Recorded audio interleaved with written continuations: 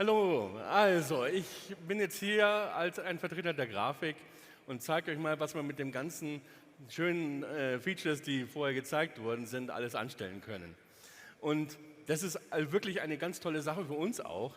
Also ihr habt ja auch diesen inneren Drang, dass der Landwirtschaftssimulator sich weiterentwickelt. Ja, weil auch die ganze Welt sich weiterentwickelt und es bleibt da alles nicht stehen. Und für uns Grafiker ist es ganz genauso.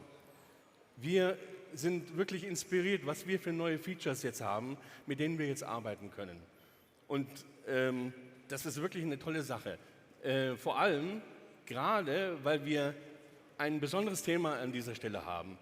Die US-Karte, die heißt Riverbend Springs. Und was ist das eigentlich, Riverbend? Das ist das.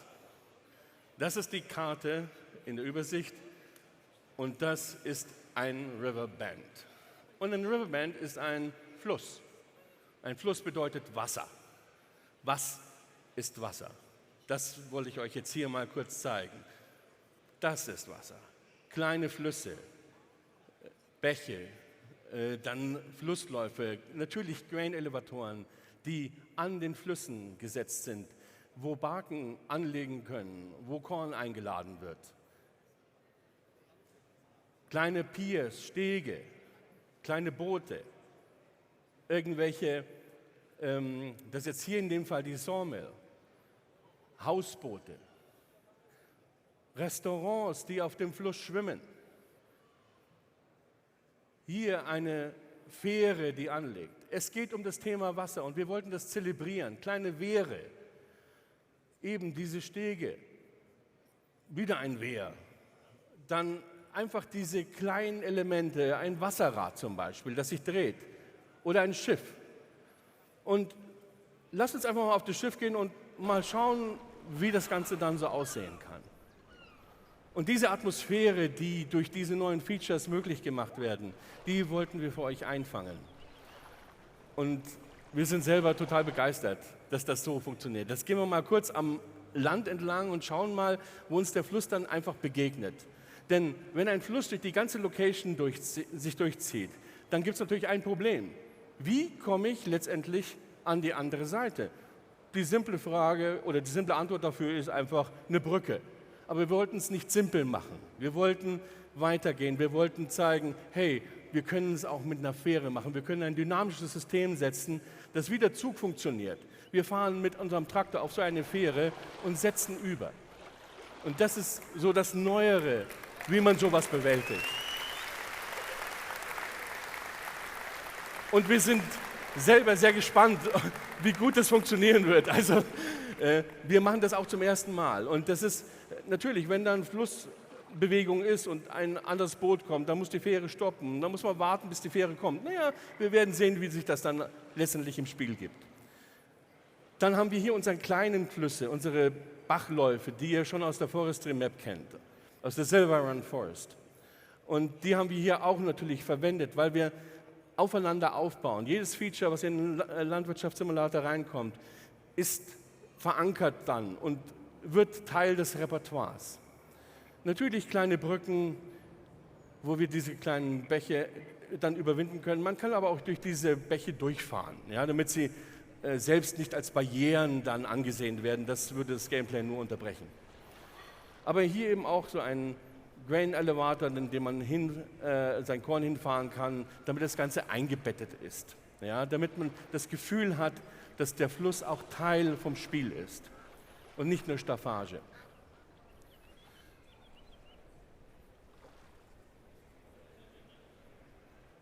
Ich muss jetzt mal ein bisschen warten. Genau, das habt ihr schon gesehen, die God Rays, die Lichtschafte, die durch die Bäume kommen. Wir haben neue Bäume, das ist weithin ja schon zelebriert worden. Das Krasse an den Bäumen ist in gewisser Weise, wir können jetzt von Baumarten sprechen. Früher waren es einfach nur Bäume. Das war ein stereotyper Baum. Wir hatten zwar auch schon verschiedene Baumarten drin, aber so sehr haben die sich nicht unterschieden. Und jetzt haben wir durchaus richtige Ulmen. Und in verschiedenen Stadien der Ulme haben sie gewisse Ausprägungen, Blatt- und Verästelung. Und die Kronen sind auch besonders wirklich gestaltet, damit sie dem Licht gut interagieren können. Damit das Licht durchbrechen kann, mussten wir die Baumkronen öffnen, weil sonst hätte man einfach nur ein Blätterwerk, das nur verhindert, dass Licht durchscheint. So haben wir auch die ganze Vegetation entsprechend neu gestaltet.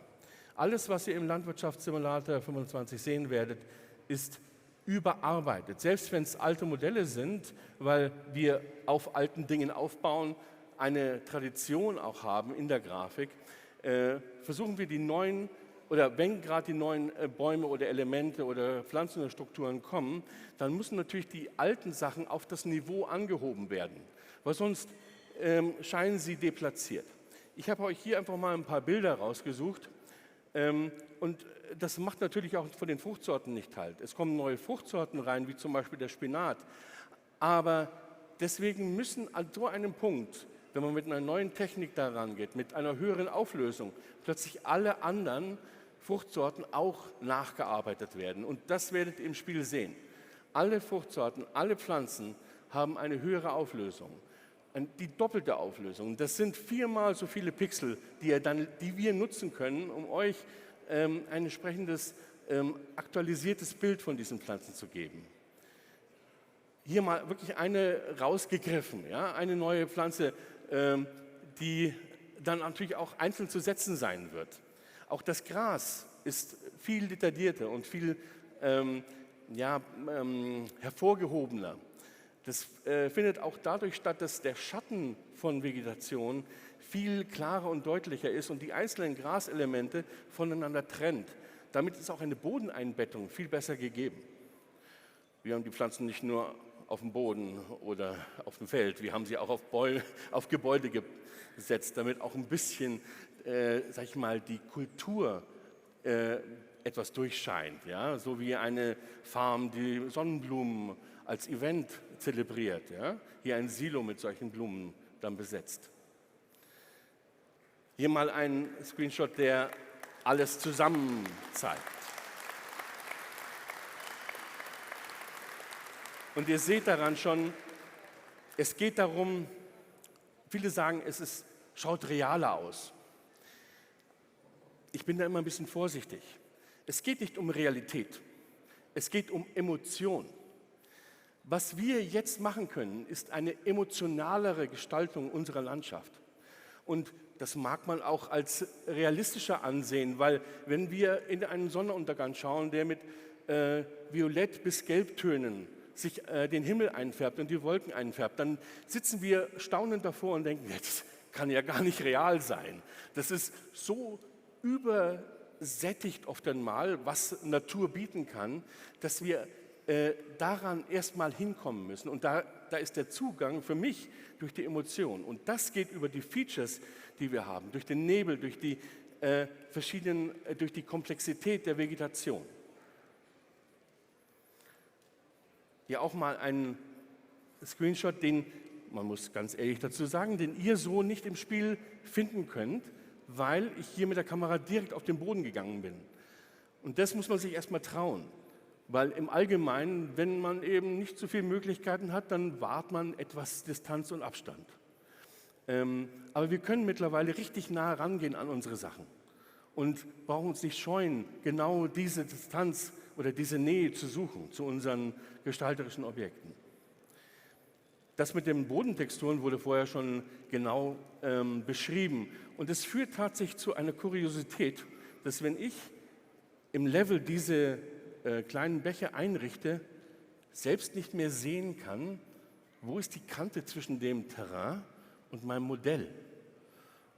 Und sehr genau schauen muss, richtig mit der Lupe, wo muss ich eigentlich meinen Übergang anmalen? Wo ist eigentlich genau die Textur, die ich beeinflussen kann, weil ich selbst nicht mehr wahrnehmen kann. So detailliert ist das Ganze geworden.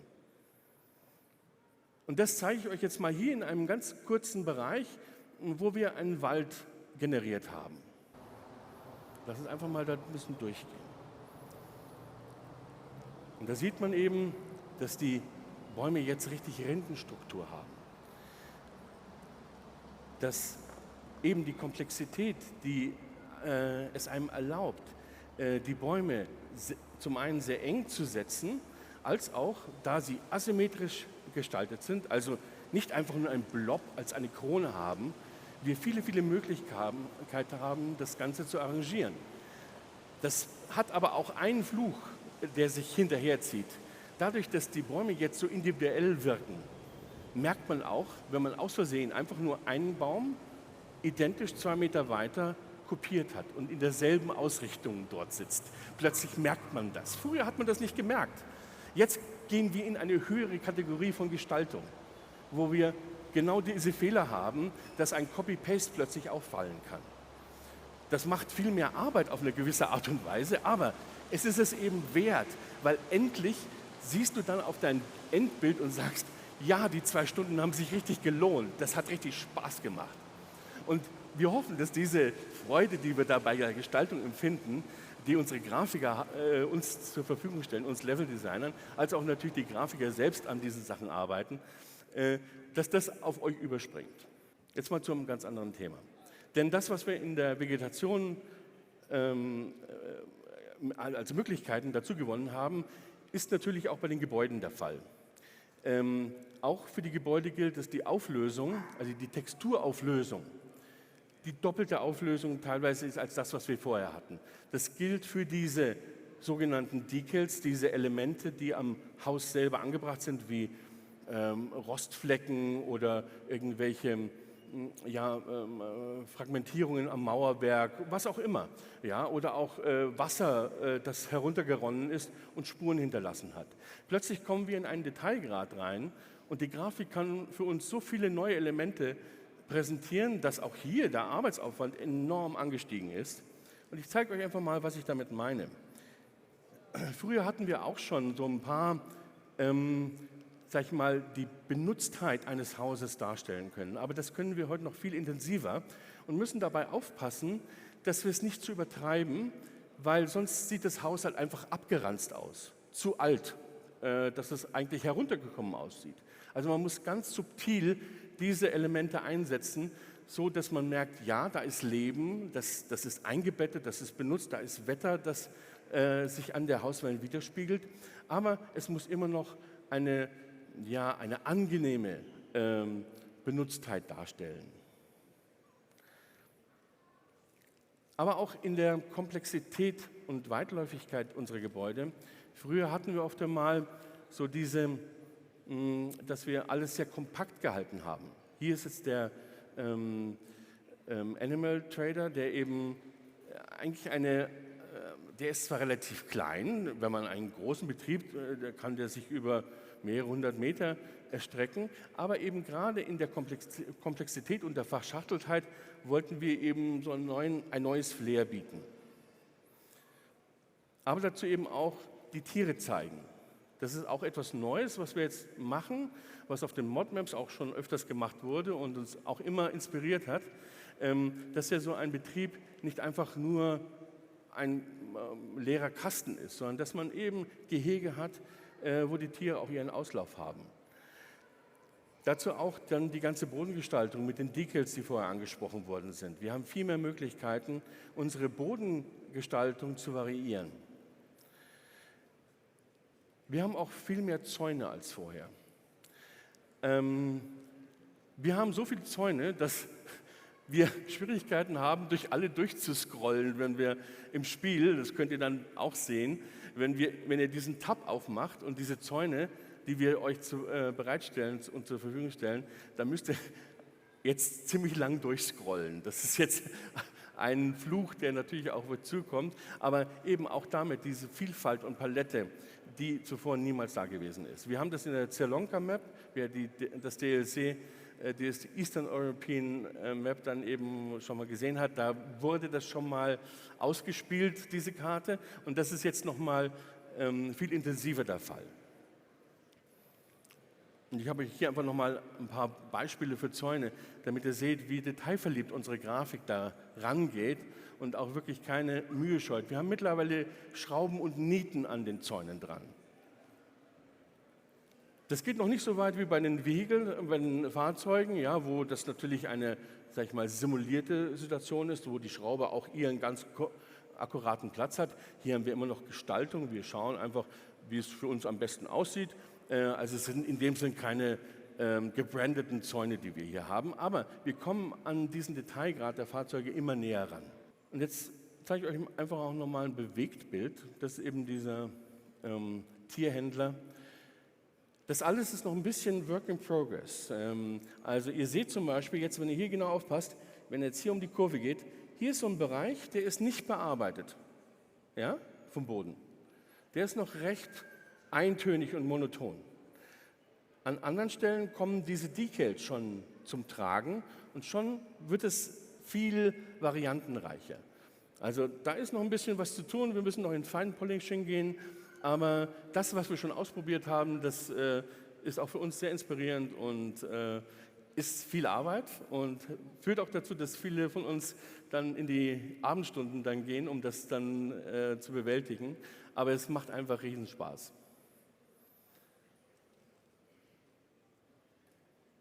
Genau. Die Tiere sind jetzt noch ein bisschen in der Distanz gehalten. Hier seht ihr ein paar Schafe. Wir sind an den Pferden vorbeigekommen, vorher waren die Kühe da. Hier seht ihr schon mal ein eher finaleres Produkt von der Bodengestaltung. Aber einfach, dass die Umgebung mehr belebt sein wird, das wird euch auch im Spieltitel dann begegnen. Und das sehe ich eben auch als ein Element, als Grafiker eben, nicht des Realismus, sondern der Emotionalität. Der Farmers Market oder da, wo wir ist ja eine Abladestelle, wo man viele Sachen hinbringen kann, hauptsächlich aber Paletten. Und in dem Fall haben wir auch ein Gebäude, das kennt ihr. Das ist in allen Varianten des Landwirtschaftssimulators zu entdecken und auf jeder Karte verankert. Das ist ein Standardding. Aber hier gehen wir einen weiteren Weg. Wir gehen noch mal näher ran. Genauso wie ich vorher meinte, wir scheuen nicht mehr die Distanz oder die Nähe. Und deswegen können wir eben, abgesehen davon, dass wir ein Gebäude haben und dann mit einem Traktor dorthin fahren und dann mit einem Trailer die Sachen dort abladen, wir können hineingehen.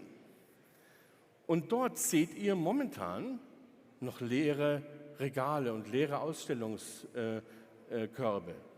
Aber wenn man, ich muss noch einmal zurückgehen, aber wenn man dort Sachen hinbringt, wenn man Tomaten dorthin bringt, dann füllen sich die Körbe.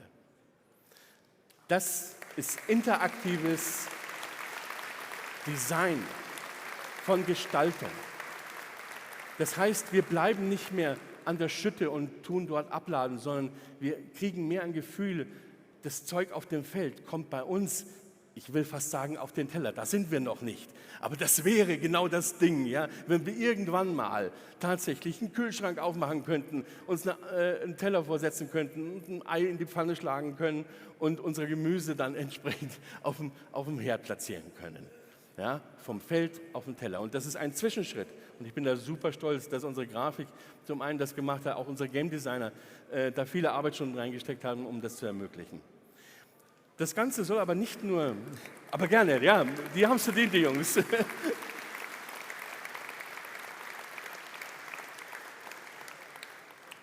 Aber das war uns noch nicht genug, denn der Farmers Market ist eben wie so ein Großindustriegebäude, egal wie man es definiert, visuell, ja, aber es ist sozusagen auch noch immer eine Distanz weit entfernt.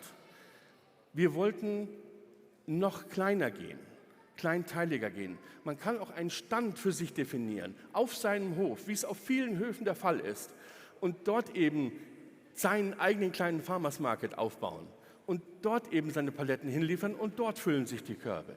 Und das wird ein automatisches, passives Einkommen sein, das dann zusätzlich generiert wird, ähnlich wie es mit den Solaranlagen ist. Und dadurch ist es noch näher und noch greifbarer für den Spieler. Und warte noch einen Moment ab. Und jetzt haben wir gesagt, na gut, wenn wir das nur für den Farmersmarkt machen, dann ist es ja auch ein bisschen isoliert und gekapselt, oder? Wir können das doch für alle Produktionsstellen machen. Wir können eine kleine Schreinerei aufbauen, wir können eine kleine Käserei aufbauen und so weiter und so fort. Und das ist der eigentliche das eigentliche Novum, dass wir diese Großgebäude, die wir als Fabriken und Großanlagen haben, dass wir das jetzt alles in klein auch noch darstellen können. Das Kleine und das Große, Makrokosmos und Mikrokosmos.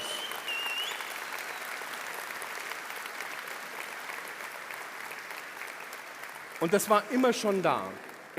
In allen Landwirtschaftsversionen war dieser Gedanke da. Und jetzt hat das Game Design das realisiert. Und ich bin da so dankbar dafür. Also wirklich, ich kriege selber Gänsehaut, weil das ist wirklich dieser Sprung, dass es erfahrbar wird. Ja? Weil sonst einfach die Distanz, dann ist es so ein Wirtschaftssimulationsding. Aber ich habe da nichts mehr damit zu tun. Ich bin nicht mehr Teil von dem ganzen Prozess. Und den holen wir hier wieder zurück.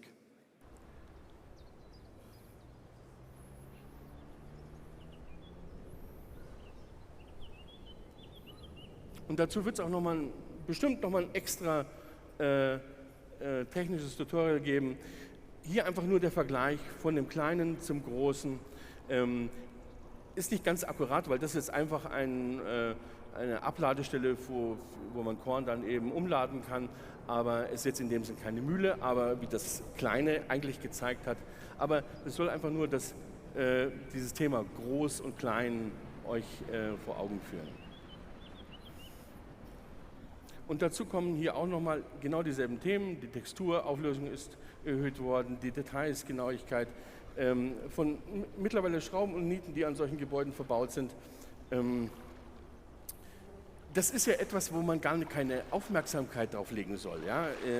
Wenn ich es jetzt hier so rausstelle, es wird ja euch im Spiel dann ganz unmerklich begleiten. Aber dieser Detailreichtum, der ja auch in der Distanz kaum sichtbar ist, aber wenn ihr eben dann kurz dran vorbeizieht, dann plötzlich merkt ihr, dass diese Objekte euch diese Nähe auch gestatten und dass ihr euch nicht quasi so abwenden müsst, ja, sondern ihr könnt genau drauf hinschauen und könnt dieses Detail genießen. Das wird dann ganz selbstverständlich sein, wie eine Art Filmmusik sozusagen, die ganz unmerklich im Hintergrund da ist, aber die euch das Gefühl geben soll, dass das alles viel nahbarer ist.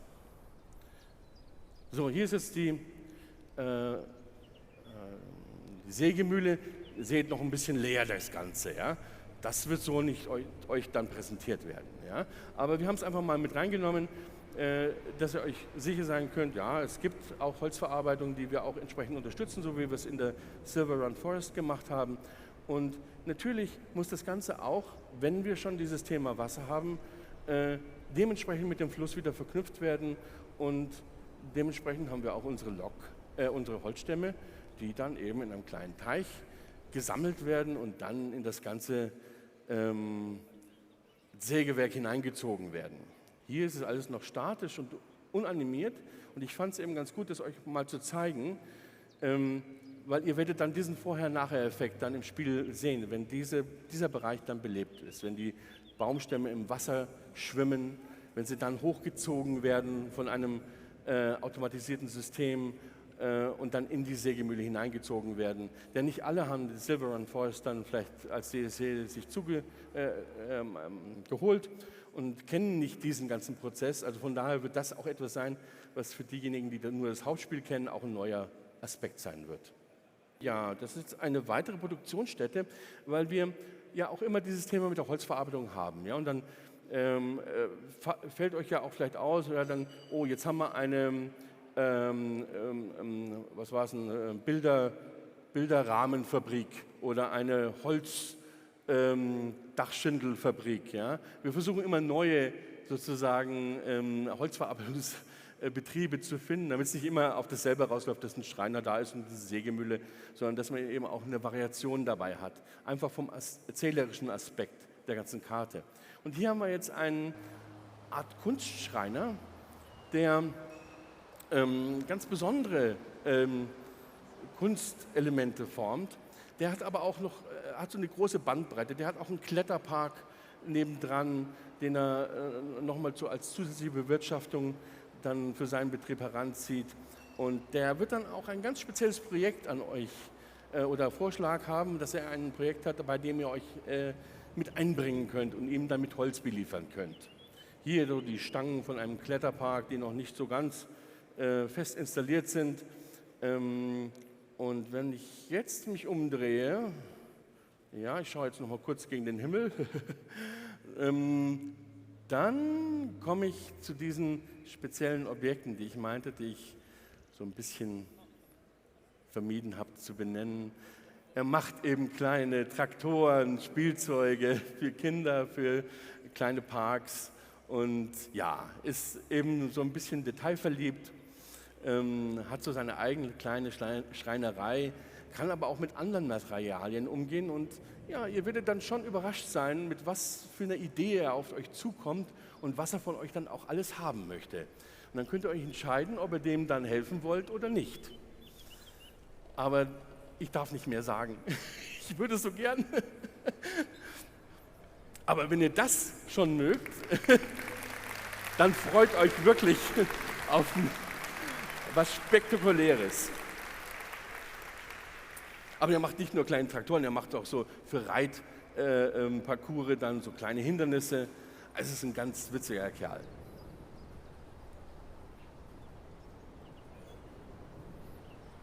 Da übrigens auch nochmal die Holzzäune in dem Falle.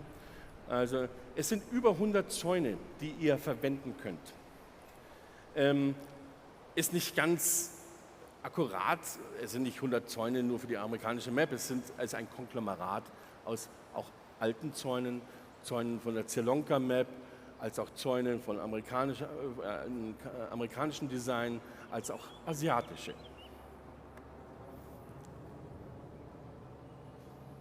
Ja, da sind wir schon am Ende.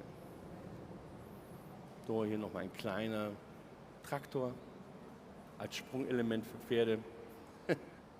So, ja, aufgrund dessen, dass der so eine kleine, ja, verschrobene kleine Werkstatt hatte, so einen kleinen Holzbau, so eine Hütte, die er dann nochmal sich zurechtgebaut hat, wollte ich euch noch ein paar Gebäude zeigen, die wir auf der Karte auch verbaut haben. Gerade die US-amerikanische Karte hat ein wunderschönes Flair von Vintage-Gebäuden, von alten Gebäuden aus verschiedenen Zeitepochen. Und uns ist irgendwann mal aufgefallen, als wir diese Korn-Elevatoren immer gemacht haben, auch die vergangenen, wir haben in den vergangenen Versionen, also etwas wirklich weiter zurückliegend, so diese Holzelevatoren gezeigt. Oft einmal, eine Westbridge Hill, auch in anderen Karten. Und uns ist aufgefallen, ja, das sind eigentlich alte Museumsstücke mittlerweile. Die sind vor 100 Jahren gemacht worden. Die werden gar nicht mehr verwendet. Und diese ganzen Vintage-Gebäude, die eben teilweise von 1900 stammen, Backsteinbauten, diese Paper Mill zum Beispiel, die auch am Wasser gebaut ist, an einem Fluss, die könnt ihr leider selber nicht setzen, die ist richtig eingebettet in die Landschaft.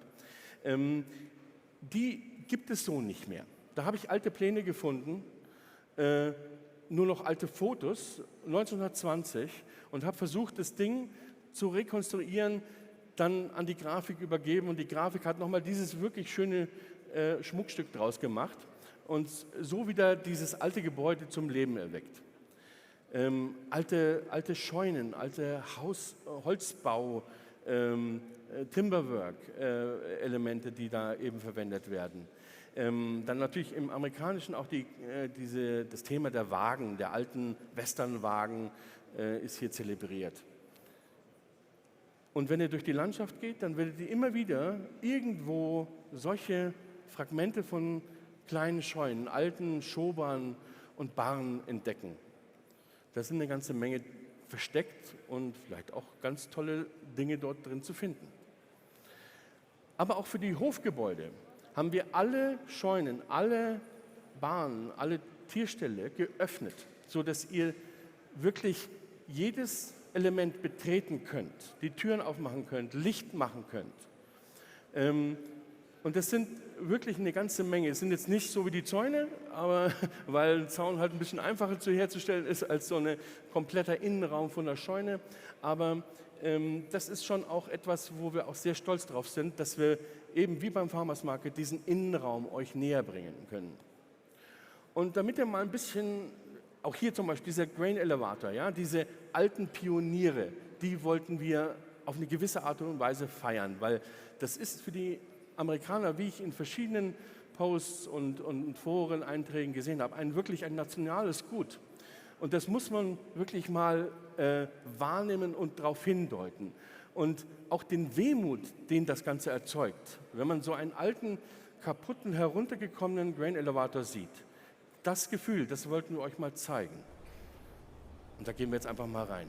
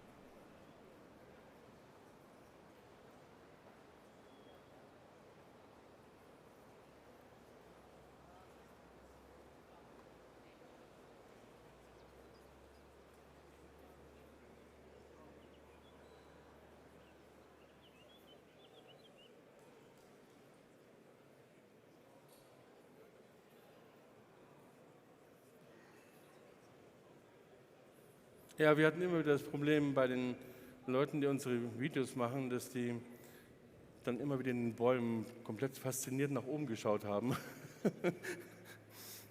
Dann die Videos immer besonders lang gemacht.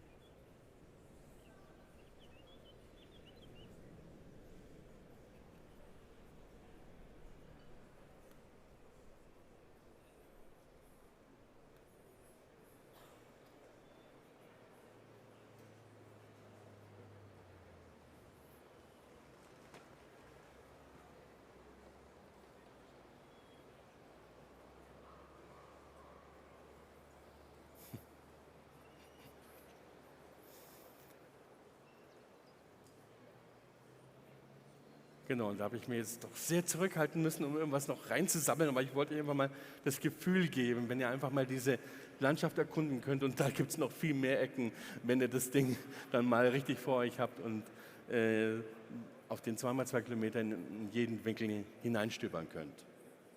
Und ja, dann würde ich einfach mal sagen, lasst uns die Karte betrachten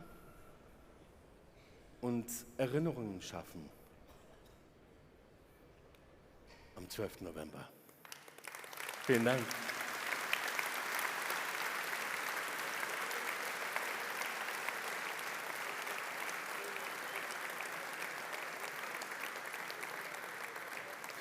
Und an dieser Stelle möchte ich mich nochmal bei der Programmierung ganz herzlich bedanken, die uns das alles ermöglicht hat, auch an den Grafikern, den Game Designern, die wirklich geschuftet haben, um all diese Details auch wirklich wirkungsvoll in Szene zu setzen. Einen großen Dank nochmal an das ganze Team.